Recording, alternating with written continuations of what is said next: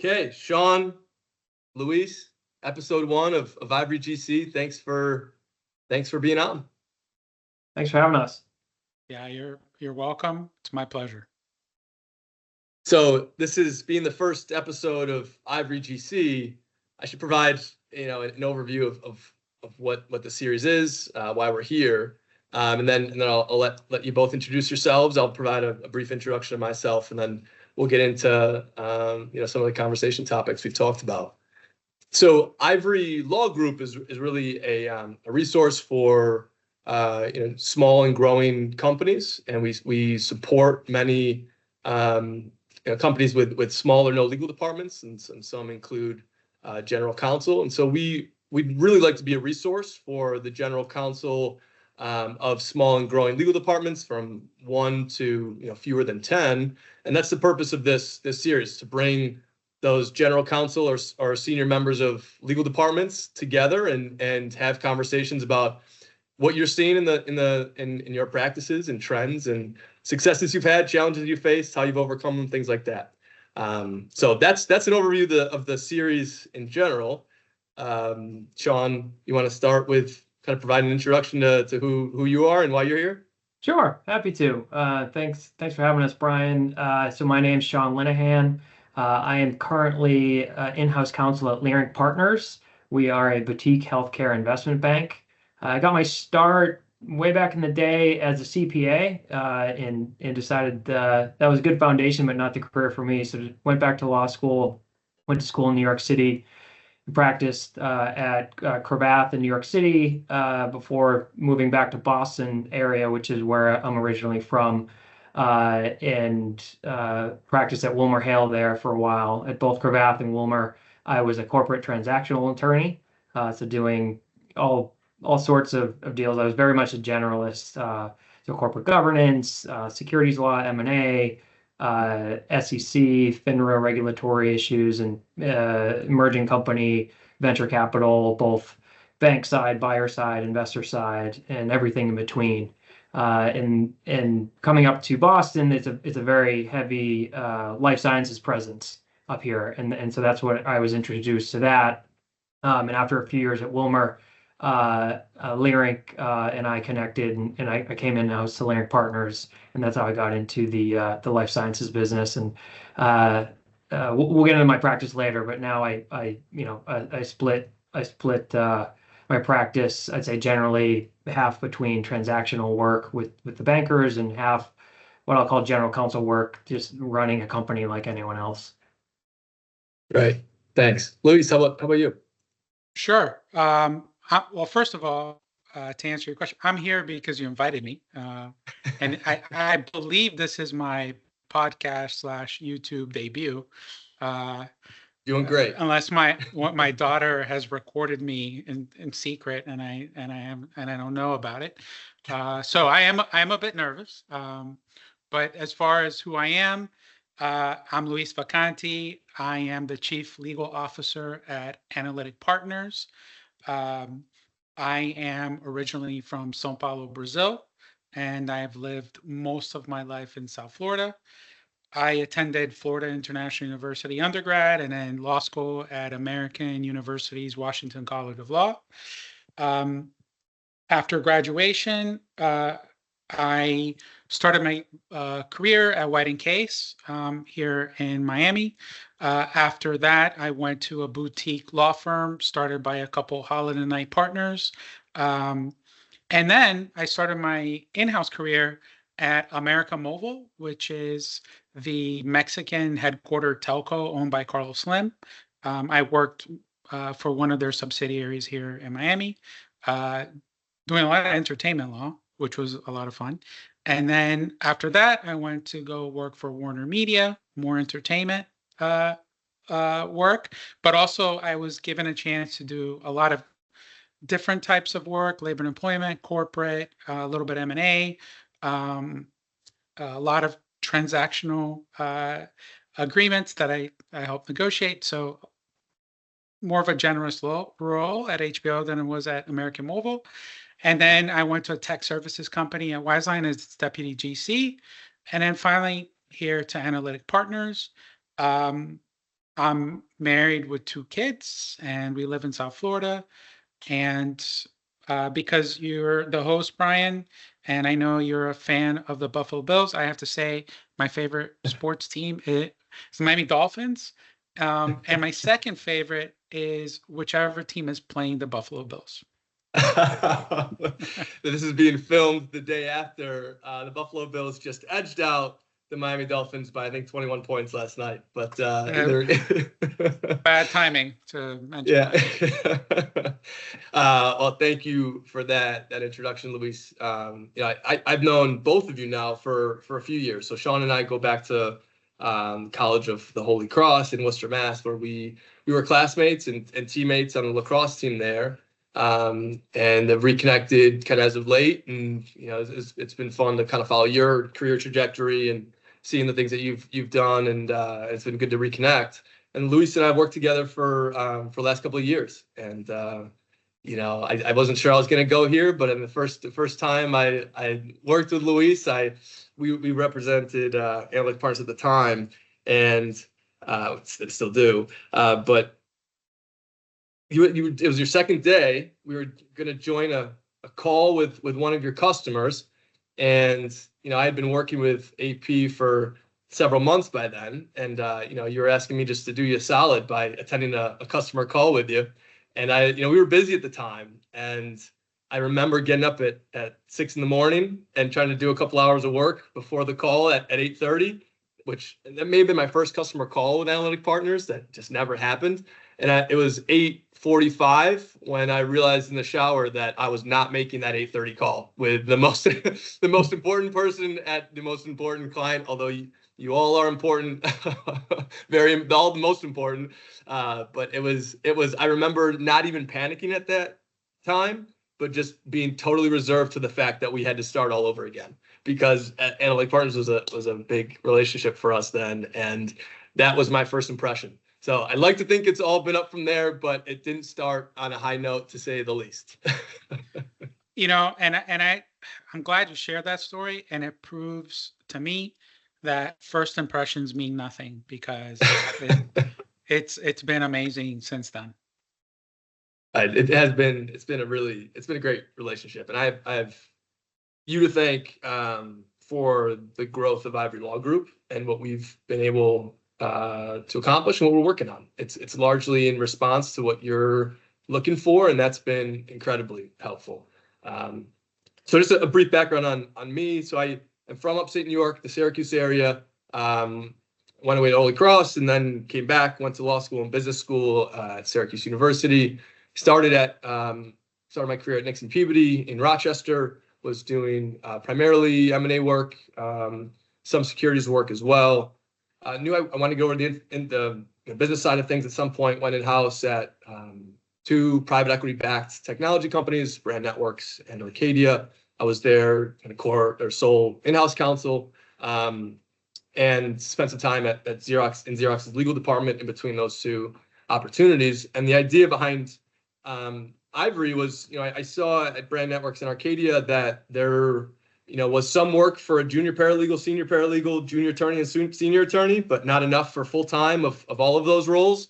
And so, they hired someone in the middle, and that person did everything from sending signature requests to kind of overseeing, M&A deals. And so when I saw at Xerox how a legal department operated quite a bit differently than a large law firm, it was, it would be nice if Brand Networks and Arcadia had the team that was kind of built out like Xerox's legal department, and operated like Xerox's legal department, but was made available on a fractional basis because they didn't have the need for a full-time role of each level, so to speak.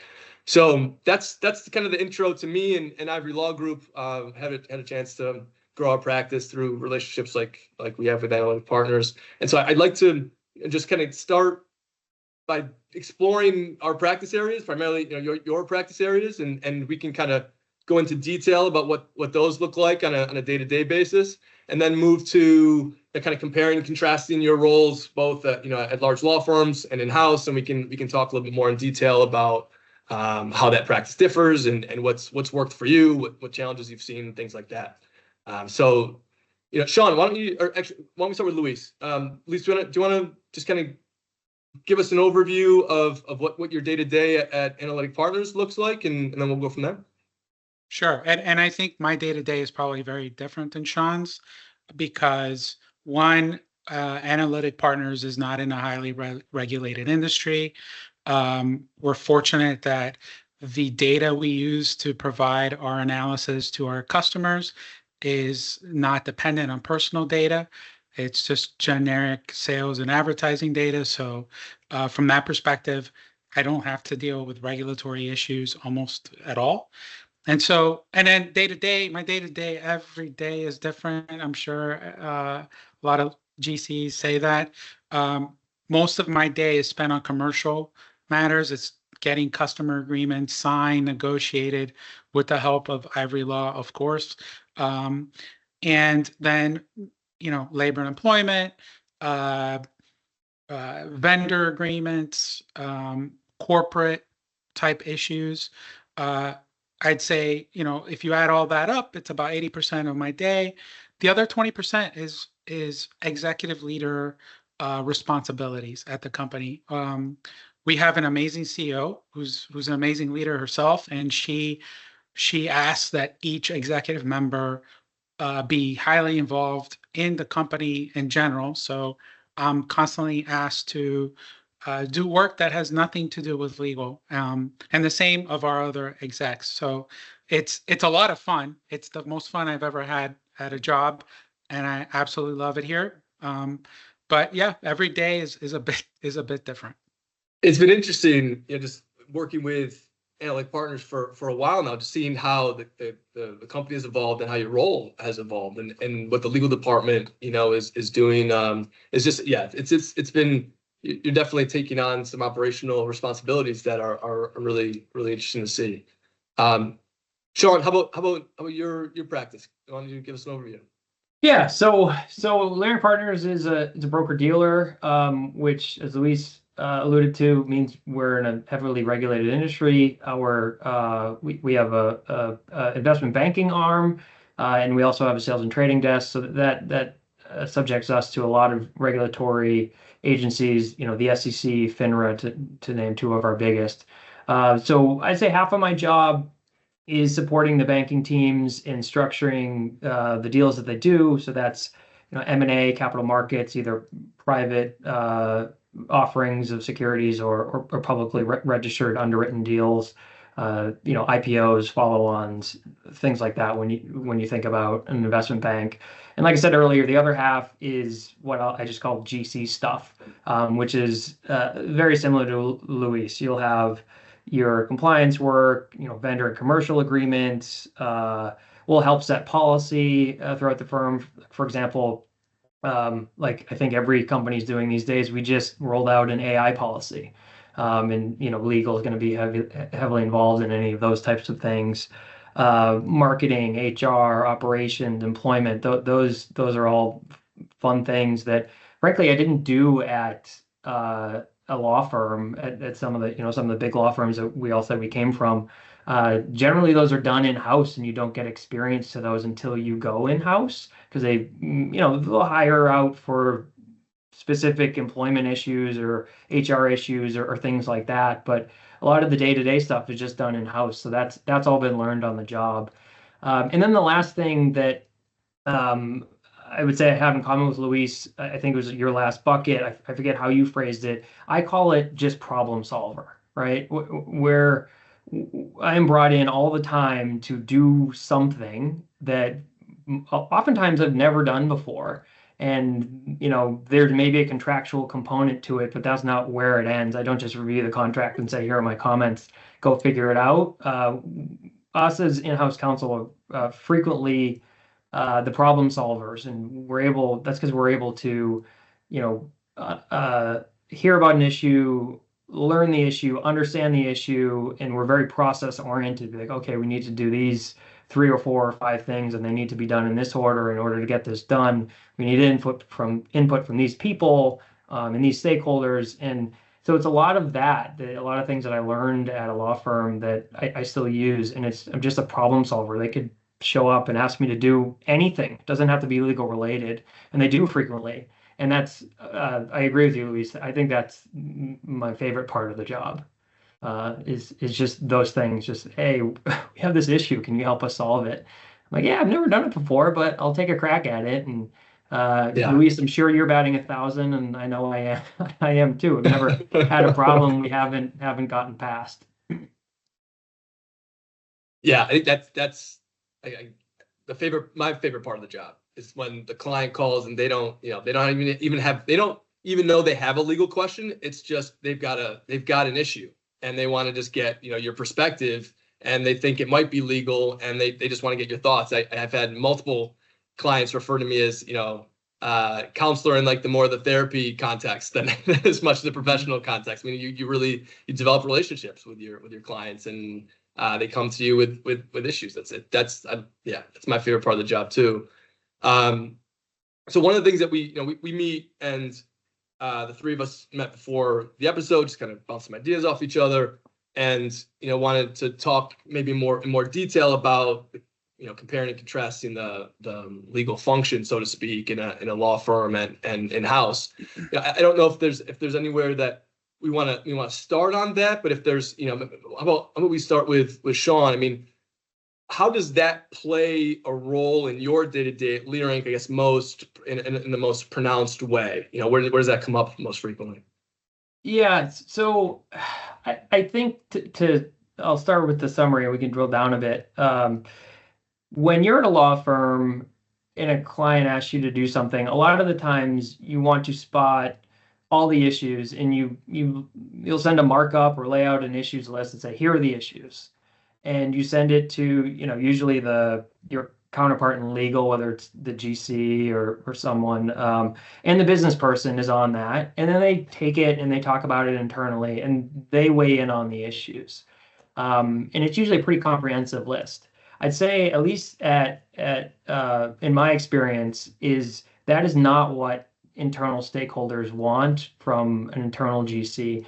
They want the important issues, and we're asked to do a bit of that risk identification and mitigation on our end first, and flag the important issues to them. And that's I guess a different way of saying having a commercial mindset, right? Like, I'm not going to flag someone to one of my bankers or one of my senior folks that really is not an issue. If we don't get it fixed, I'm not flagging it to them. Maybe I'll include it in my markup, but it's not something that I'm going to discuss with them. So I think I wear somewhat of a business person's cap a little bit more in-house than I would at a law firm, because I'm asked to make some of those judgment calls a little bit more in-house than I would out of house, unless that's the mandate that we have. When I was at a law firm. So I think that's probably the biggest difference. Yeah. Yeah, I remember as a junior attorney at Nixon when I the NDA that needed to get reviewed by Nixon would go to the first year associate. That was my opportunity to show more senior associates and partners to show them how I could think and mark up an agreement. And now I get I didn't have the context at the time of how this NDA fits within the client's business. I was just trying to prove my worth, and that's been kind of it was an eye opener for me when I went in house, and they were like, look, I got a better understanding of really the purpose, what purpose the NDA serves within the business, not on my desk at a law firm very much outside of the business. Luis, anything that along those lines that you want to add in terms of kind of comparing and contrasting? Yeah, I completely agree. The work product is different, and it's not purely legal. It's much more legal at a law firm. And then I think the client themselves are different. And, just to maybe give a little bit of context, when I was at White & Case, mid-level associate, big law, was working on the 48th floor of this my really nice Miami building, a really nice view, really nice office, doing billion-dollar deals. And then I go in house and I'm working at a cubicle on the ground floor of a small startup of this giant telco doing $2,000 event sponsorship agreements, you know. And I remember my wife actually once visited me at the office, and she almost had a heart attack because she had been to my old office and compared it to my new office. And you know, every once in a while I agree with her that maybe I made a mistake, but luckily I'm still in house and I know it wasn't a mistake. But at the time I thought maybe it was a mistake. But anyway, so I think, you know, given that context, it's the level of client that you're dealing with is very different.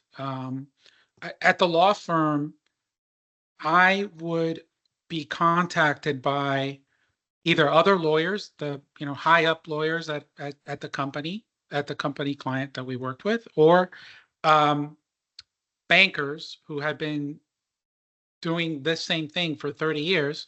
So Yeah. These are the type of people that knew exactly what to ask for when they asked for my help and work product. And they tried to limit the amount of hours I worked to 0.2 hours instead of like 2 days of work, right? Right.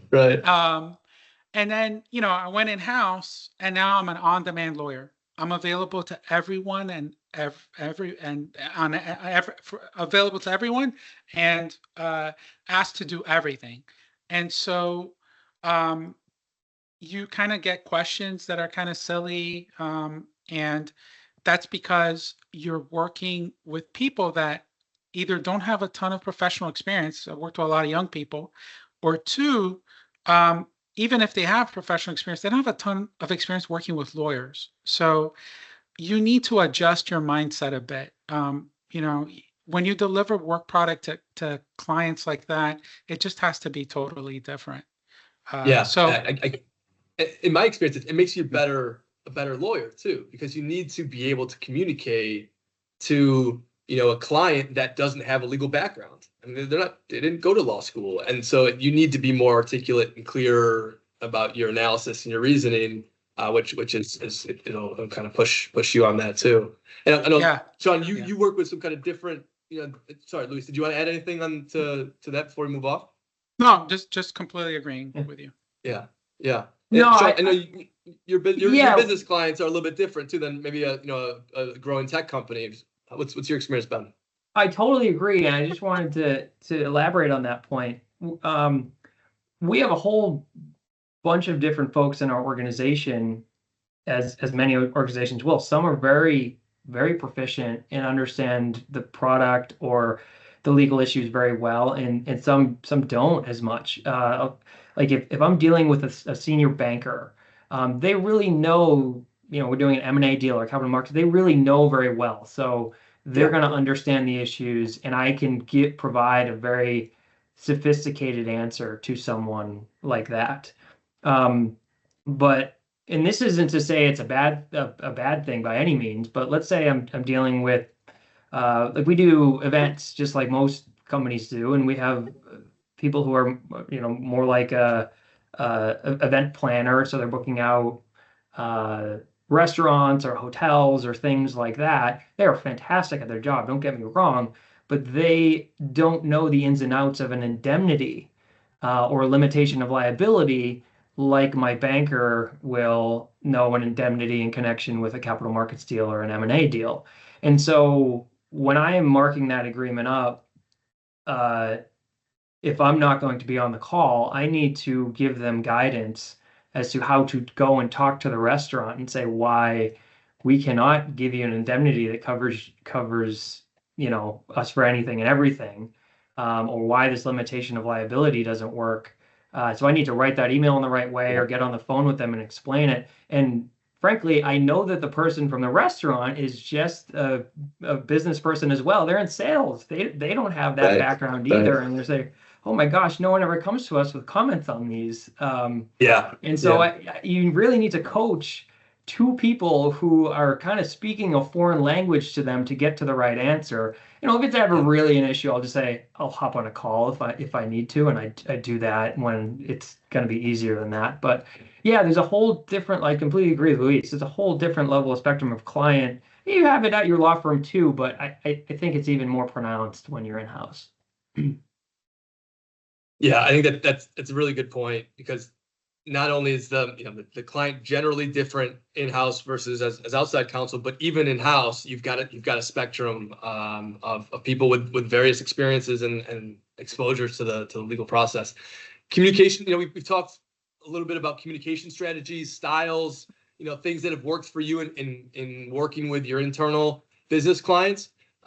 Luis, what's particularly worked for you, or what are you working on? What kind of pieces of advice or lessons have you learned from your experience? Well, I think lawyers have to think about what kind of client they're talking to Sean's point earlier. In the organization, there are some that are more sophisticated, others, they've never dealt with a contract before. So there's something called the platinum rule, which is different from the golden rule, right? The golden rule is treat others as you would like to be treated. The platinum rule is treat others as they would like to be treated. So I like to adapt my communication style to my internal clients. So I think there's that, but there's also like a different level of relationship that you have with a colleague in-house than you have with a law firm client, for example. And to me, trust is huge. I always suggest for in-house counsel to get to know their colleagues, get your colleagues to know you, so you can build and establish a relationship. And then when you do work for them, if they trust you, they know that you're fighting really hard to get to an answer that is in the best interest of the company and frankly, sometimes in their best interest. So if they trust you, they know you're not being lazy, because they know, saying no is the easiest thing in the world. So when you do say no, it's really important that they already have that trust. I think that's really important. It's not just how you deliver the message, but that you build that relationship before you even, or build that relationship so that when you do deliver those messages, that they're taken in a certain way. Yeah. And I mean, in my experience at Ivory, it's kind of 2 points there. One, we work with some of our clients very much as like an external, extension of their internal team. And so we've had to really invest in trying to be available and get to know the folks internally, so that we try to break down that barrier between kind of inside and outside. And so, yeah, that's been incredibly helpful, and just, investing in the relationship, because I totally agree. Trust is huge. And if I think trust maybe by default among the internal business folks, maybe, of outside counsel, or maybe of lawyers in general, maybe generally fairly low, because lawyers are working with limited business knowledge and information. We don't know, particularly as outside counsel, but even in-house lawyers, don't know the product or the service to the same level or degree as a salesperson or someone in the product department. So, building that trust has been huge. And Brian, for the benefit of the audience, I would like to say that whenever I say, internal versus external, to me, the Ivory team is an internal resource. So when I'm differentiating between my team, it's Ivory plus the AP legal team. And on the other side, it's outside counsel. I appreciate you saying it. It's interesting, because you don't see that relationship very much, where there's an outside party that really does try to and does in fact integrate with the internal team. So it's been a lot of fun, and for me to help work with you to build that and see that it can work, but it's definitely something that when I send an email and Ivory Law Group's in the signature and it's not Analytic Partners, it does introduce just some level of separation that can be challenging. I think that's not, it's true certainly of all outside counsel, but I think it can be true to some degree of even, I think that was true to some degree of my in-house experience as well. That there's just, they're just preconceived notions of all salespeople and lawyers and you name it, tech developers. So we all have these kind of preconceived notions, and the more we can build trust and invest in those relationships, those barriers seem to break down. All right, Sean? Anything to add there? Or? I completely agree with what you're saying. The one thing, and I'll just say it differently, is just being approachable. And I think that's part of what you're saying. But like I said at the start, I started my career as a CPA. I was an auditor, and I wasn't scary enough as a business person to everyone else. I decided to become a lawyer, which I think is equally as scary. So I guess it's just flying around here. I guess it's just the life I chose. But lawyers are scary to a lot of people. And if you don't know a lawyer, whether they're your in-house counsel or an external counsel, they can be tough to be someone who's tough to approach.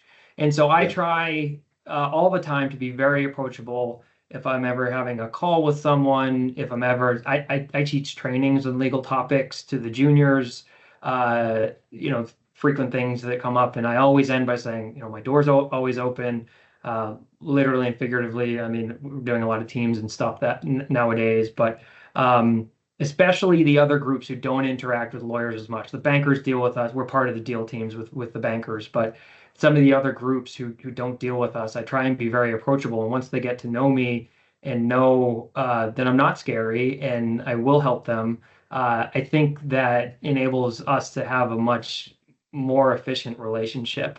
And Luis, you hit on it, is it's really easy for us to say no. And that's the most conservative. We're never going to get in trouble if we say no, right? But that's not the mark of a good GC, and we may get to this more later. But if your clients know that you're going to be commercial, you will be much more approachable as well. They're going to come to you and, okay, I know Sean is going to put the firm first, and he's going to protect the firm from whatever risks may arise. But if he can say yes, or if he can find an alternative solution, I know he's going to do his best to get there. And at the end of the day, that makes you more approachable, and someone sees you as an asset as opposed to just a roadblock or a speed bump that they need to get through or around. Yeah, I completely agree, Sean. And one of the things I say, you say my door's always open. I say I don't charge by the hour anymore. You can always talk to me. I think I've said it too much though, because I think people are starting to get annoyed by it because but I completely agree with you. Yeah, I think it's easier as outside counsel to say no when because there's some degree of separation from your practice and the business. When you're in the business, I mean, you really need to find solutions. You need to, your colleagues that are asking you questions, it's not like you can, there's a degree of separation from outside counsel that makes it easier to not have to answer for the impact of the counsel that you give to your client, who might be the lawyer that's asked the question for you on behalf of the business person that you don't even know. It's a little bit of a different dynamic that it's been interesting for me to see. So the other thing that we had talked about was getting to know your client's business and really having to adapt your practice for very specific business context, industry context. At a law firm, you've got a variety of clients that could be in different industries, even within the same industry, have vastly different business models. Sean, talk a little bit about your experience, getting to know Leerink's business. How has that impacted how you're practicing? Yeah, so this one was interesting, and hopefully this is my story is an interesting one that some people can relate to who are watching this. Is I was hired to be a transactional support attorney, and I knew what I was doing for that. So I had spent, I don't know what it was, 6 or 7 years between Cravath and WilmerHale as a corporate transactional attorney. And my specialty was securities law, and I came into a boutique healthcare investment bank that needed exactly that. So that part of it was relatively easy for me. I was just on the other side, right? My clients used to be banks, and now I was the bank, and instead of being the one turning the documents, I was the one that either said please fix or looks good, um, which was nice. Yeah. But it was all the other stuff that, like I said before, there's a lot of stuff you just don't do at a law firm that I needed to learn, and so there was a lot of, for example, compliance stuff that's done in-house that has a very heavy legal component. For me, a lot of the public side of the house, like our trading desk and our research desk, those are all things that I didn't really have experience at a law firm. And frankly, most people in my position wouldn't have got that experience because you just don't do it. They don't, it's not farmed out to an outside counsel. But most appropriately for this conversation is I wasn't hired to do that GC stuff, as I call it, at all. And I just expressed an interest in it to my boss, who is our general counsel, and said, "Hey, do you need help with this? Or do you need help with that?" "Oh, actually, yeah, I love that." And he's seeing me on emails and asking me to handle things one off to the point where I now completely own way too many processes than I really should. For example, he used to do all of our commercial and vendor agreements, and I told him, I'd like to help with these. And now I probably do 95% of the ones that come through. And that's just, and I encourage all the young lawyers out there to do this. If that's what you want to do, express an interest, and people usually could use the help. And worst case, you can just be a fly on the wall and see how it's done. I'm a corporate transactional lawyer. He's a former litigator who worked at the district attorney's office or the attorney general's office. And so I love watching him work on litigation. I don't do much, but I'm a fly on the wall, and I pick it up a lot, and I'm really developing a lot of those skills as well. So I think my story is interesting, where I wasn't hired to be in this role per se, but have taken charge of my career and learned it just by volunteering and picking it up as I go. Yeah, it's been interesting for me to see, even within in-house counsel, come from a variety of backgrounds, right? You're not, I mean, even though we do a lot of transactional work generally, at least the three of us do, I mean, you'll run into litigators, you work with litigators closely, and they have a different background that come at issues and perspectives differently than you do as a transactional attorney. And I think it's a fertile ground to developing your skill set, because you're getting exposed to other very, just intelligent, thoughtful, people that have different backgrounds and skill sets. So it helps you become more well-rounded. Luis, your experience has been a bit different than Sean's. I mean, being in a highly regulated kind of banking firm, you're at a growing international technology company. Tell us a little bit about kind of how Analytic Partners industry and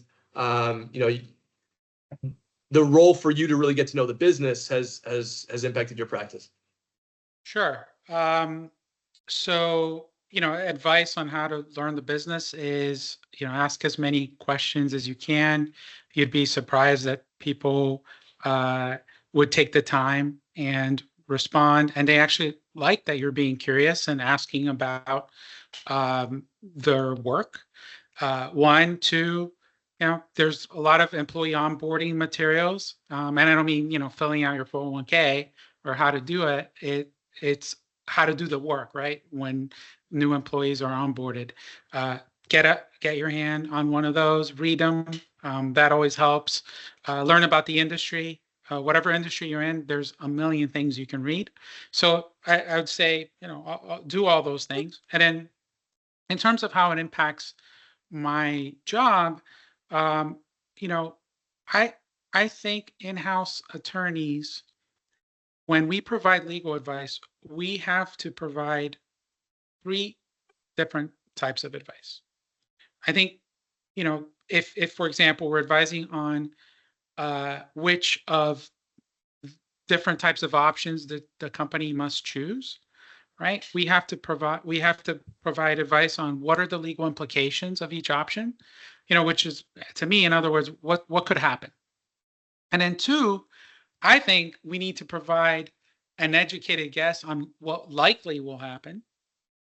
And then three, and I actually usually start with this one first, but it's a recommendation on which option to choose. So not just what are the implications of something happening, what could happen, or is it likely to happen, but third and most importantly, which recommendation am I going to give to the company? And I base that recommendation not just on legal, but on business factors. And I cannot give that advice if I don't know my company inside and out. And I was very fortunate that my first in-house boss was the GC. She had been the GC of MySpace. She had worked for DirecTV, Fox, one of the most impressive people and lawyers I ever met. And in meetings, I could see that she was asking questions that had nothing to do with legal. And then I noticed just how much impact she had on the company, positive impact, because she understood what we did. And since then, it's been my goal to be the same kind of lawyer, and it's definitely helped me in my career. Yeah, I would almost go so far to say, like, it's hard to do the job well as an in-house attorney without asking those business questions. I mean, you've got to get to know the business to really provide effective counsel, in my view, and then getting to providing a recommendation, laying out the options. Always a good practice in my view. We used to talk quite a bit in prior roles I've had about characterizing the risk. I typically go to what's the magnitude and what's the likelihood. If we're dealing with low likelihood, low magnitude risk, like that, our options are different than high likelihood, high magnitude of risk. And you're being able to frame it in a way, kind of like helping clients think in a way like that. Can help them be okay. This is the universe we're in terms of the magnitude of risk, likelihood to kind of inform a decision. Luis, you've also worked at different size companies, and so anything to kind of add in terms of as a knowing the business, how that might be different at a growing, more vibrant company like Analytic Partners, as opposed to maybe Fortune 500 established, mature company like some others. And to Sean's point, if you're at a small company and the business, it affords you a lot of opportunity to expand beyond what you're doing. And if you want to eventually be a deputy GC or a GC, you have to know the business inside and out at a small company. At bigger companies, it's much harder to do that because there's a lot of different offerings, subsidiaries, divisions, and sometimes bigger companies with very big legal departments, they want you to be a specialist. So now, obviously, the more you know, the better, but there's limitations as to how much you can really understand about such a huge, complex business. Like, I doubt anyone at Google, there's not even the CEO at Google knows everything about Google. So, yeah. And then, we also, I think, kind of last topic we'll touch on here, and then, we'll start wrapping up. But we talked a bit about, tools that we've used or resources that we've developed, during the course of our in-house career that have served us well. So, Sean, do you want to talk a little bit about kind of what you've put in place, how you've done it, and kind of what the impact has been on your practice? Sure. So I use a few different ones, and I do this a lot when we'll have like a repeatable process that I can make more efficient. So one example that we talked about, Brian, was a contract playbook. So like I said, I've taken over all of our commercial and vendor agreements, and those vary significantly between what they might have in them and what they need. If we are paying a couple $1,000s for the coffee machine in our break room, that's going to look a lot different than a SaaS model that we might be paying millions of dollars for, or a lot of data for our bankers. That's going to look a lot different. But I put together a contract playbook that has a lot of the key terms that I would expect to see. And I can look at a contract. I mean, now I don't even have to open it up because I've memorized it, but at least in the start, I can look at a contract and say, okay, what are the risks here? And then I can look at my contract playbook and say, okay, what clauses might I want to include there? So it has all the riders that I might include. Where if I have, let's say, they're going to use our data, I'll have our data privacy rider or a confidentiality rider, and then I'll look at the contract, say, oh, does it have that something similar in there? If it does, great. If it doesn't, boom, I just copy paste and it's done, and that makes that a lot more efficient than having to free draft it or search the internet or ask outside counsel. So that's one example of something that's helped me a lot.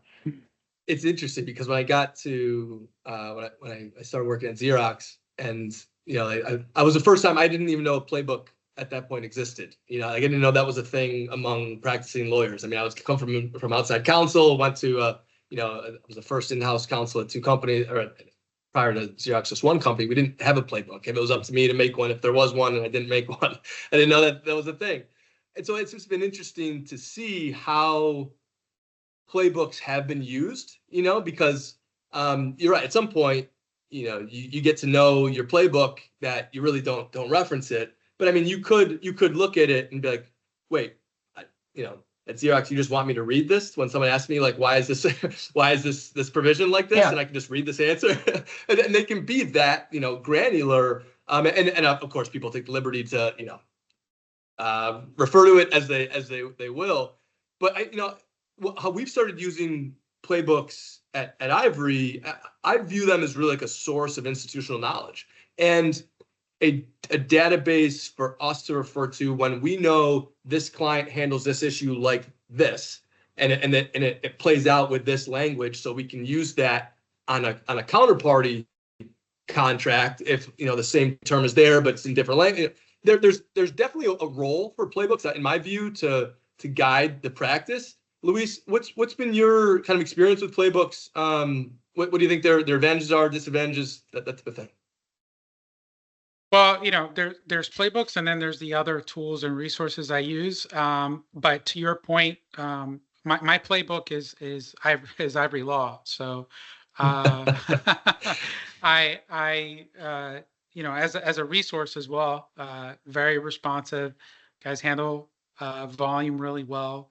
And that's because you have a playbook. That's because you understand exactly how I would respond to something. And, there's a formulaic approach, and then there's some judgment that goes into how to apply a playbook, because if you're too strict, it doesn't work.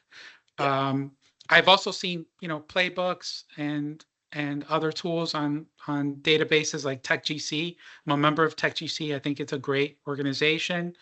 A sort of resource I would say is kind of like a playbook is my friends at other companies. I've had, I remember there was a change in law in a foreign country at when I was at another company, and one of my friends was nice enough to send me all the documents that she had prepared at her company so that I could use them and I didn't have to spend on outside counsel. So that's sort of, a tool that I've used. So, and then, friendly outside counsel that may be willing to provide you some legal advice. So if there's an issue you run across that's not in your playbook, you can call them and they might be willing to give you some free advice for 15 minutes. Yeah. It's I just came across and I'm now participating in an attorney and CPA network actually called Newly, N-U-O-O-L-Y.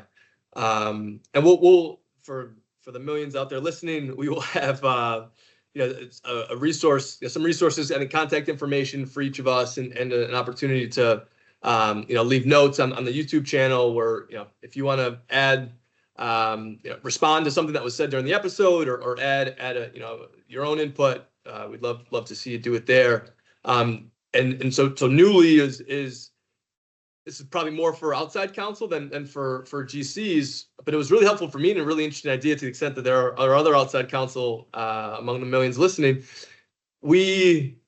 It's a network for former large law firm attorneys who have started their own practices and miss going down the hall or and conferring with a colleague at your large law firm. And so it's just an interesting concept because I think, Luis, to your point, getting someone else's perspective, particularly someone you trust and know and have some common experience with that can relate, whether it's substantively or not, is also a valuable tool.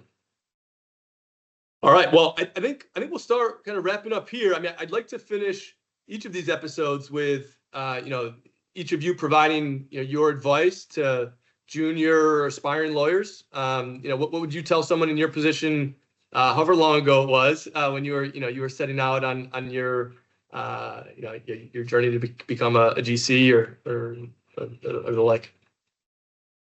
Sean, why don't you start? Sure.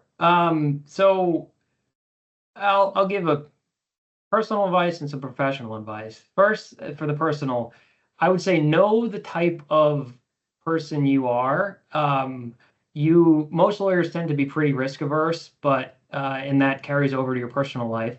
For me, I am very risk averse. Some are less so.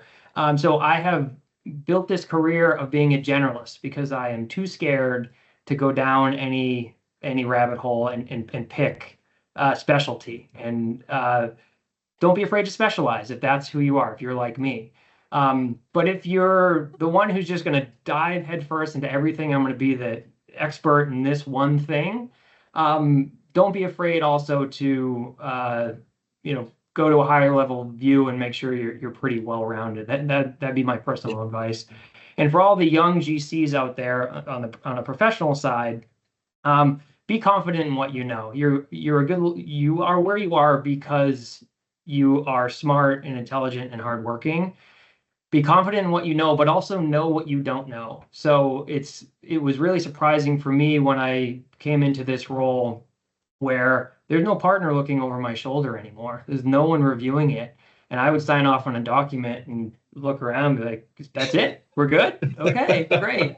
And now that I feel comfortable because I'm a good attorney, I'm a smart attorney, I'm thorough. I know I'm confident in giving those answers and knowing that I'm protecting the firm. However, there are some things that I may not know, and they it might require a call to outside counsel, and that's okay too. And usually I delineate those based on the magnitude of the issue and the granularity of can you be right or wrong. Is it a binary answer? Is there like a yes or a no? Or is this maybe a gray area? I think we're heavily regulated. So a lot of times it's a yes or a no. And if I don't know the answer, I really need to find out because it's high stakes if I don't want to get my company in trouble with the SEC or FINRA or something like that. So be confident in that you're where you should be, but seek help when you need to. That's great. Luis, how about you? Wish I had that advice when I started. Me too. Yeah. I guess the advice I'm gonna give is just doesn't necessarily only apply to lawyers, and that's because in law school they teach you how to be a lawyer, kind of, but at least they try. But they don't teach you how to be a professional, and so my advice is work hard and create great impressions. Your brand is everything. Every interaction you have is an opportunity to grow your brand or to impact your brand negatively. And then I would say, of course, you have to learn the legal skills, but you also have to learn the soft skills, right? Yeah. Learn how to collaborate with colleagues. And I mean like the psychology of it. Be humble. Lawyers tend to think they're the smartest people in the room, and they act like it oftentimes. And no one enjoys that, trust me. And then the last thing is at work, worry about three things. The three things that are most important to you, and don't mind anything else. So I'll give you, an example. If your most important things are compensation, respect, and being given opportunities to learn, worry about that. Don't worry about how big your office is. Don't worry that the sales team doesn't invite you to celebrate a new customer. Just focus on those three things. Yeah. Yeah. That's great. I love that. Well, thank you both. This is my first time hosting a podcast episode, and it was a lot easier to do it with two people that I know and thoroughly enjoy and respect. And I really appreciate you both bringing your perspectives, and hopefully you'll be back on episode 257 of Ivory GC 10 years from now, if not much sooner. But thank you for joining us, and it was a good time. Thanks for having us, Thank you, Brian. Thank you, Sean.